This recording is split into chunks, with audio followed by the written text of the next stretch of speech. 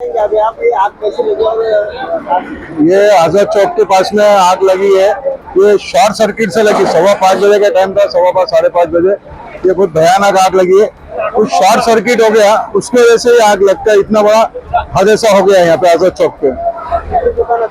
ये कम से कम 15 से 20 दुकान और पूरे गरीब लोगों की दुकान थी और ये बहुत बड़ा नुकसान हो गया। लाखों रुपए का नुकसान हुआ गरीबों को। नहीं, जान माल का नहीं, सिर्फ रुपये का नुकसान हुआ।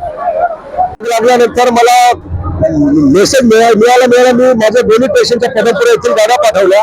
त्याच्यानंतर श्री कोले यांनी सांगितल्यावर मी चिडको अग्निशामक दल आणि चिकलठाणा यांच्या गाडी पाठवल्या। नंतर तिसरी गाडी यांची सुद्धा पाठवली, परंतु पाण्याचा अभाव असल्यामुळे त्यामुळे इथं आग वाढली। पाण्याच्या टँकरची व्यवस्था झाली नाही। मी त्यांना भुमरे यांना बोललो, श्री अमोल कुलकर्णी यांना सुद्धा सांगितले। त्याने बोल लगेच टँकर 2 आणि 3 टँकर काय होणार आहे। लगेच मी पदमपुरातून इकडे बघितलं, नाही पाण्या टँकरच्या ठिकाणी गेलो। तिथे सुद्धा एकही ड्रायव्हर आले नाही, फक्त 2 ड्रायव्हर होते।